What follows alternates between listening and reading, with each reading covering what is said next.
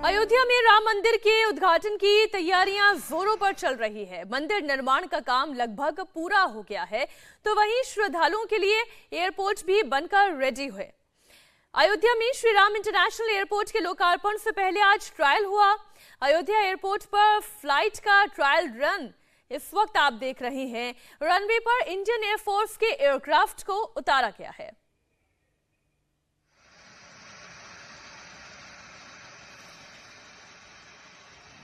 30 दिसंबर को प्रधानमंत्री नरेंद्र मोदी इस एयरपोर्ट के पहले फेज का उद्घाटन करने के लिए पहुंचने वाले हैं और ट्रायल रन की शुरुआत हो चुकी है। इस वक्त तस्वीरें आप देख रहे हैं, ये एयरफोर्स का एयरक्राफ्ट उतरा है और इसी के साथ ट्रायल रन की शुरुआत भी हो गई है। दरअसल ये एयरपोर्ट 2 फेज में बनकर तैयार होगा, जिसका पहला फेज बनकर तैयार हो चुका है। दूसरे फेज में अभी वक्त लगेगा, लेकिन ये जो पहला फेज तैयार हो चुका है, इसके लिए ट्रायल रन की जरूरत थी और इसी ट्रायल रन की तस्वीरें आप देख रहे हैं। 30 दिसंबर को एयरपोर्ट के फर्स्ट फेज का उद्घाटन करने के लिए ही प्रधानमंत्री नरेंद्र मोदी अयोध्या पहुंचने वाले हैं। ये दूसरी तस्वीर जो आप देख रहे हैं, ये उत्तर प्रदेश के मुख्यमंत्री योगी आदित्यनाथ की, जो राम मंदिर जिस तरीके से इसका निर्माण किया जा रहा है, कितनी तेजी से ये निर्माण आगे बढ़ रहा है, इसकी प्रगति की रिपोर्ट लेने के लिए मुख्यमंत्री योगी आदित्यनाथ भी पहुंचे। हमारे सहयोगी विशाल प्रताप सिंह मौजूद हैं। विशाल, रनवे पर हम देख रहे हैं एयरफोर्स का एयरक्राफ्ट उतर चुका है, ट्रायल रन हो रहा है। कैसी तैयारियां हैं? क्या फर्स्ट फेज पूरी तरीके से बनकर तैयार? जी मीनाक्षी, न सिर्फ अयोध्या के लिए बल्कि उत्तर प्रदेश और पूरे देश के लिए जानने का बहुत विशेष मौका है कि अब से कुछ देर पहले इंडियन एयरफोर्स का जो एयरक्राफ्ट है उसकी वहां पर लैंडिंग कराई गई है अयोध्या के श्री राम इंटरनेशनल एयरपोर्ट पर। और ये एयरपोर्ट फेज 1 उसका जो काम है पूरी तरीके से कंप्लीट हो चुका है। 30 दिसंबर को प्रधानमंत्री नरेंद्र मोदी का जब प्रस्तावित अयोध्या दौरा होगा, तो उस दौरान प्रधानमंत्री के जो स्पेशल प्लेन्स होते हैं वो इसी इंटरनेशनल एयरपोर्ट पर आकर के लैंड करेंगे। वो ऑफिशियल लैंडिंग उस दिन होगी, लेकिन उससे पहले जो ट्रायल का काम था उसको भी पूरी तरीके से सक्सेसफुली कंप्लीट कर लिया गया है। एयरपोर्ट अथॉरिटी के लोग मौके पर मौजूद थे। इसके अलावा जितने भी टेक्नीशियंस होते हैं जो इस पूरे एयरपोर्ट को बनाने में लगे थे, उनका कहना था कि एक बार ट्रायल रन होना बहुत जरूरी है और वो ट्रायल रन पूरी तरीके से सक्सेसफुली कंप्लीट कर लिया गया है। यानी कि जो फर्स्ट फेज का काम था श्री राम इंटरनेशनल एयरपोर्ट का, वो पूरी तरीके से मुकम्मल हुआ है और सबको इंतजार है 30 दिसंबर का, जब पीएम मोदी सीएम योगी वहां पहुंचेंगे और ऐतिहासिक मौके पर इंटरनेशनल एयरपोर्ट का, श्री राम इंटरनेशनल एयरपोर्ट का उद्घाटन करेंगे। और न सिर्फ अयोध्या के लिए बल्कि उत्तर प्रदेश के लिए, पूरे देश के लिए वो गौरव का क्षण होगा। अच्छा, आप तो अलग अलग मौके पर अयोध्या जाते रहे हैं। आम लोगों के लिए और हमारे जैसे वो तमाम लोग जो दिल्ली से अयोध्या डायरेक्ट पहुंचना चाहते हैं या कोई मुंबई से अयोध्या डायरेक्ट पहुंचना चाहेगा, तो उसके लिए अब एयरपोर्ट का खुल जाना और ये सर्विस मिलना वाकई में ये यात्रा को और सुगम और सुगम बना देगा। बहुत शुक्रिया विशाल आपका पूरी जानकारी के लिए। दोनों तस्वीरें आप देखिए, एक तरफ रनवे पर ट्रायल हो रहा है तो वहीं राम मंदिर के प्राण प्रतिष्ठा का इंतजार भी किया जा रहा है। मुख्यमंत्री योगी आदित्यनाथ खुद अवलोकन करने के लिए पहुंचे। अब खबर जम्मू कश्मीर से। जम्मू कश्मीर में एक बार फिर से कायराना हरकत हुई है। आतंकियों ने एक बार फिर से सेना को निशाना बनाया है। दरअसल जम्मू कश्मीर से आर्टिकल 370 पूरी तरह दफन होने के बाद भी पाकिस्तान की बौखलाहट और ज्यादा बढ़ गई है। इसकी एक बौखलाहट कल कश्मीर घाटी में देखने को मिली, जहां कायर आतंकियों ने छिपकर सेना के काफिले पर हमला किया। इस हमले में सेना के 4 जवान शहीद हो गए, जबकि 3 घायल हैं। इनका अस्पताल में इलाज जारी है। इस आतंकी हमले के बाद सेना ने पुंछ जिले में सर्च ऑपरेशन तेज कर दिया है। पूरे इलाके को सील किया गया है और सेना चप्पे चप्पे की तलाशी ले रही है। सर्च ऑपरेशन में हेलीकॉप्टर को भी लगाया गया है, क्योंकि ये पूरा पहाड़ी इलाका है, घने जंगल यहाँ पर हैं। माना यह जा रहा है कि वारदात को अंजाम देने के बाद 3 से 4 आतंकी पहाड़ियों में ही जाकर छिप गए। पिछले कुछ महीनों से आप आतंकियों की अगर मोडस ऑपरेंडी देखेंगे तो इसी तरीके की है। वो आतंकी हमला करते हैं, जंगलों में छिप कर करते हैं, अपने हाइड आउट्स ऊपर की तरफ पहाड़ी इलाकों में जंगलों के बीच में इन्होंने बनाकर रखे हैं। सेना के 16 कॉर्प्स के commander lieutenant general Sandeep Jain पूरे ऑपरेशन की निगरानी कर रहे हैं। साथ ही 6 लोगों को हिरासत में लेकर इनसे भी पूछताछ की जा रही है। सुरक्षा बलों का महा ऑपरेशन आज भी जारी है। बता दें कि कल सुरक्षा बलों की एक वाहन पर आतंकवादियों ने जो है घात लगाकर हमला किया था, जिसमें सेना के 4 जवान शहीद हुए हैं जबकि 2 जवान घायल बताए जा रहे हैं। ये सामने का इलाका आप देख रहे हैं, ये जो पहाड़ी क्षेत्र और घना जंगल है, इन्हीं जंगलों के अंदर जो है वो आतंकियों की तलाश भारतीय सेना के जवान कर रहे हैं। और अगर मैं इस तरफ कहूं तो भारतीय सेना का ये आउटर कार्डन है, इससे आगे जाने की अनुमति जो है वो किसी को नहीं दी गई है। यहाँ पर जो भी यहाँ पर विजिट करता है उसे पूछताछ जो है वो की जाती है, जबकि सुरक्षा बलों का ये प्रयास है कि जल्द उन आतंकवादियों को ढूंढकर निकाला जाए और उन्हें जल्द मार गिराया जाए। आपको बता दें कि ये पहाड़ी क्षेत्र होने की वजह से यहाँ पर नेचुरल केव्स का सहारा जो है वो आतंकवादी लेते हैं, क्योंकि सुरक्षा बलों को एक इंटेलिजेंस इनपुट मिला था कि इस इलाके में आतंकवादियों की गतिविधि जो है वो देखी गई है, जिसके बाद एक ऑपरेशन लॉन्च किया गया। और उस ऑपरेशन के दौरान जो है कुछ गाड़ियां जो है वो सेना की एक्स्ट्रा गाड़ियां जब जा रही थी उस ऑपरेशन में, तो आतंकवादियों ने घात लगाकर उन पर हमला कर दिया। हमले के दौरान सेना के जो 4 जवान भी जो है वो शहीद हुए हैं।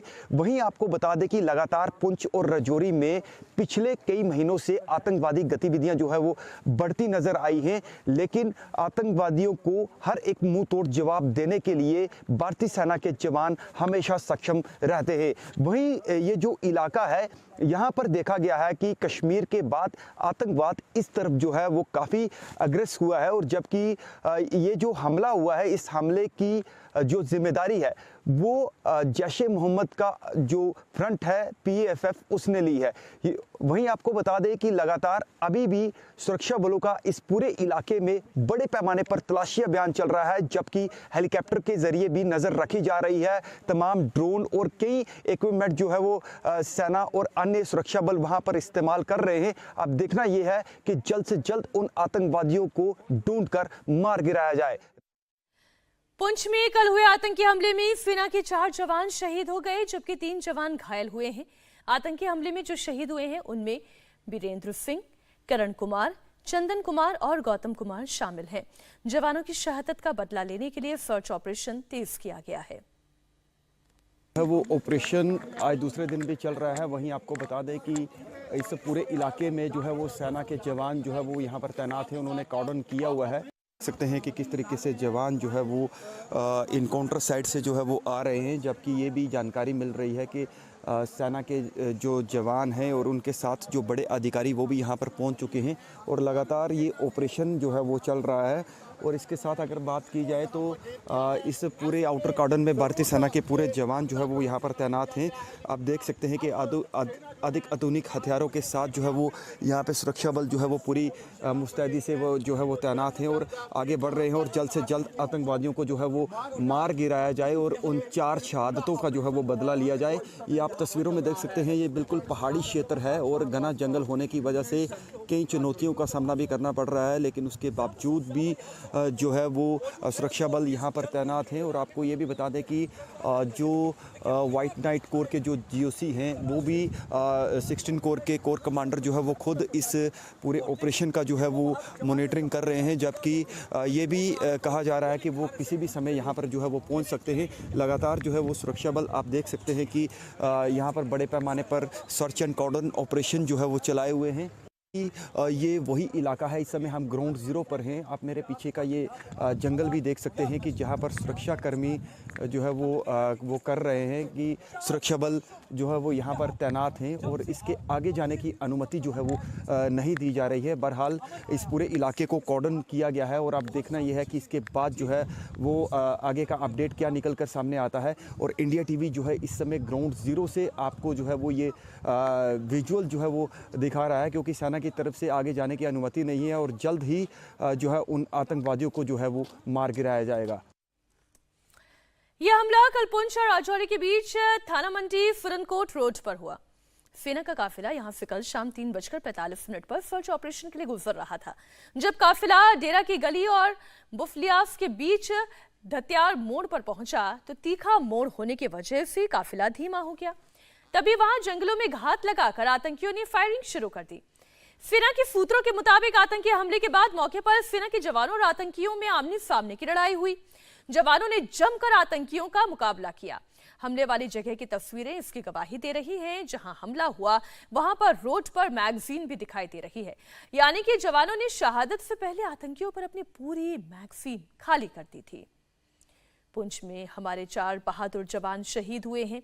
इन जाबाजों के परिजनों के आंसू भी थमने का नाम नहीं ले रहे हैं, लेकिन जवानों को श्रद्धांजलि देने के बजाय जम्मू कश्मीर के पूर्व मुख्यमंत्री फारूक अब्दुल्ला सियासत करने में ज्यादा रुचि दिखा रहे हैं। फारूक अब्दुल्ला ने आतंकी हमले को लेकर केंद्र पर अटैक किया और कहा कि राज्य में रोज रोज बम विस्फोट हो रहे हैं। फारूक अब्दुल्ला ने यहां तक कहा कि जिस दिन जवानों के बंदूक हट जाएंगे, पत्थरबाजी फिर शुरू हो जाएगी। आज भी आतंकवाद है। अभी आपने देखा कर्नल को भी मार डाला, 2 जो है कैप्टन और सिपाही शहीद हुए, नहीं हुए। रोज कहीं ना कहीं बम फटता है। अभी कल ही सुरनकोट में हुआ। तो मुझे बताइए, अगर ये कहते हैं आतंकवाद, और हमारे सिपाही, वो बेचारा क्या कर रहा था? वो ईदगाह में बच्चों के साथ खेलने लगा, क्रिकेट खेलने लगा, मार दिया उसको फारूक साहब। तो ये मुझे बताइए, तो क्या आतंकवाद बंद हो गया है? आतंकवाद बंद नहीं हुआ। वहाँ डंडूरा पीट रहे हैं जी। टूरिज्म इतना हुआ, अरे एक टूरिस्ट को गोली लग जाएगी, कोई नहीं आएगा। ये तो शुक्र कीजिए वो आ रहे हैं और कुछ हम रोटी खा रहे हैं। फिर कहा फैक्ट्रियाँ आएंगी, कहा यहाँ बड़ा उद्योग लगेगा। कौन सा उद्योग लगा? हर घर के सामने आपका एक सिपाही खड़ा है, बंदूक लेके खड़ा है, मॉडर्न बंदूक लेके खड़ा है। क्या उसने मरना है? जिस दिन बंदूक उठ जाएगी, देखना किस तरह पत्थर पड़ेंगे। सेना ने आर्टिकल 370 हटने के बाद जम्मू कश्मीर में आतंकवाद की कमर तोड़ दी है। रोज रोज आतंकियों के मारे जाने की खबरें आती रहती हैं। इसके बावजूद आतंकी गिने चुने मौके पर सेना पर हमला करने में कामयाब हो रहे हैं। पिछले 26 महीने में पुंछ और राजौरी में सेना के 20 जवान शहीद हुए। 11 अक्टूबर 2021 को पुंछ के चमरेट में आतंकी हमले में जेसीओ समेत 5 जवान शहीद हुए थे। 2021 में ही 20 अक्टूबर को पुंछ में एक और आतंकी हमले में 6 जवानों की शहादत हुई। उसके बाद 20 अप्रैल को 5 जवानों ने अपना सर्वोच्च बलिदान दिया। कल शाम पुंछ के डेरा की गली में फिर आतंकियों ने सेना के काफिले को निशाना बनाया। जम्मू कश्मीर में सेना की मार से बौखलाए आतंकियों ने अपनी रणनीति बदल दी है। इस साल घाटी में सभी बड़े आतंकी पुंछ और राजौरी में हुए हैं। आतंकी अब रिहायशी इलाकों में सेना को टारगेट करने के बजाय जंगलों में छिपकर हमले कर रहे हैं। पुंछ और राजौरी के काफी बड़े इलाके में घने जंगल हैं। इस साल के सभी बड़े हमले इसी इलाके में हुए। यहां पर हमले के बाद आतंकियों के लिए छिपना आसान होता है। कहा यह जा रहा है कि यहां पर आतंकियों ने अपना नेटवर्क काफी बढ़ा लिया है। इस वक्त राही कपूर पुंछ से हमारे साथ लाइव जुड़ गए हैं। राही, जाहिर है अगर इस तरीके की एक मॉडस ऑपरेंडी आतंकियों की दिखाई दे रही है तो सघन छानबीन और तलाश की आवश्यकता है, और साथ ही यहाँ के लोकल से भी पूछताछ होने की जरूरत है, क्योंकि बार बार इस तरीके से पहाड़ी हाइडआउट्स में से निकलकर बाहर आना, सुरक्षा बलों पर आतंकी हमला करना और फिर वहां जाकर छिप जाना, ये एक पैटर्न दिखाई दे रहा है। जी बिल्कुल, अभी लगभग 28 से 29 घंटे हो चुके हैं और 29 घंटे के भीतर अभी भी सुरक्षा बलों का महा ऑपरेशन जो है वो चल रहा है। पूरे जंगल के इलाके को जो है वो घेरा गया है।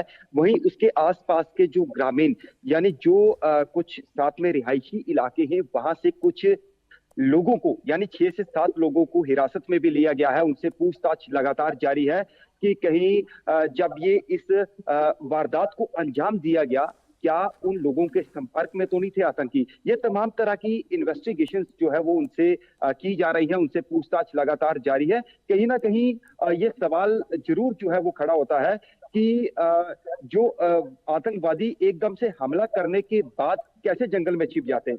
ये एक बड़ा सवाल है, क्योंकि सूत्रों की अगर माने तो इससे पहले जो आतंकी हमले हुए हैं राजौरी और पुंछ में, वहां पर कहीं ना कहीं जो OGWs थे जो स्लीपर सेल थे आतंकवादियों के, वो कहीं ना कहीं एक्टिव नजर आए। उनकी सपोर्ट से, उनकी मदद से जो है इन पूरी वारदातों को अंजाम जो है वो दिया गया था। लेकिन आज एक बार फिर से जो है वो एक शक के दायरे से जिन लोगों को जो है वो राही, आप नजर बनाए रखिए, सुरक्षा बल भी लगातार ऑपरेशन चला रहे हैं और बहुत जल्दी गुड न्यूज भी हमें मिलेगी, ऐसी उम्मीद हम जता रहे हैं। आतंकियों का खात्मा होगा। बहुत शुक्रिया राही कपूर पूरी जानकारी के लिए आपका।